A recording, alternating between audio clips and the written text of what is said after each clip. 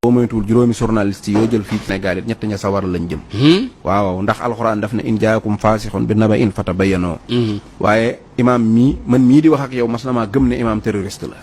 waaw mas naa koo gëm te yow mii boo moytuwul gëm nga ko keneen ak keneen gëm na ko. man mii daal waaw biñ koy doog a jàpp.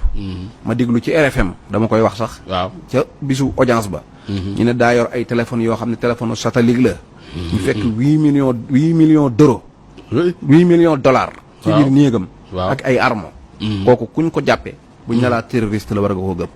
waaye ay la yéwén loola ñu waxoon lépp dara du ci dëgg. voilà fii damay wax ne démb rek maa ngi koy wax nit ma ne ko Sénégal. waaw ku gëm ne imaam terroriste la. waaw RFM la ko wax.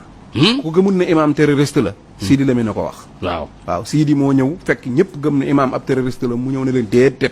waaw tegaat lépp ci taabal ji journaliste yaa ngi fi woon kenn demut démentir ne li ñuy wax ne dañoo fekk ay armes biir këram du dëgg.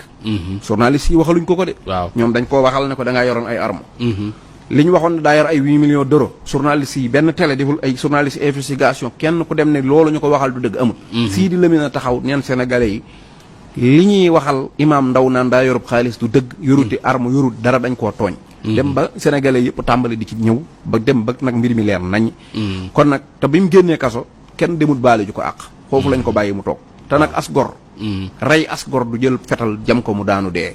loolu du rey as gor. ndax bu dee day continuer dund. waaye rey as gor mooy nga jël tuuma yu bon ne ko tépp ci kawam mu tax ci deram.